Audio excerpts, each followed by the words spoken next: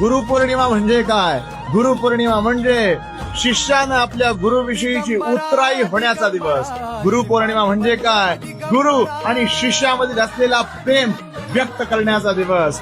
गुरुपौर्णिमा म्हणजे काय? आपल्या भक्तानं, आपल्या शिष्यानं आपल्या गुरुच्या चरणी अखंड नतमस्तक होण्याचा दिवस.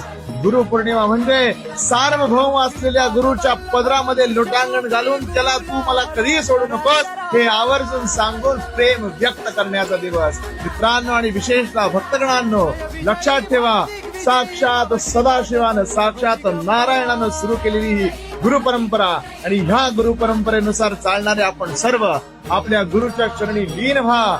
गुरुपौर्णिमा आनंदानं, उत्साहानं, चैतन्यानं साजरी करा. आपल्या गुरुच्या चरणी नतमस्तक व्हा. गुरु सदैव पाठीराखा होईल. श्री स्वामी समर्थ. गुरुचे लक्षण गुरुचरिताचे कर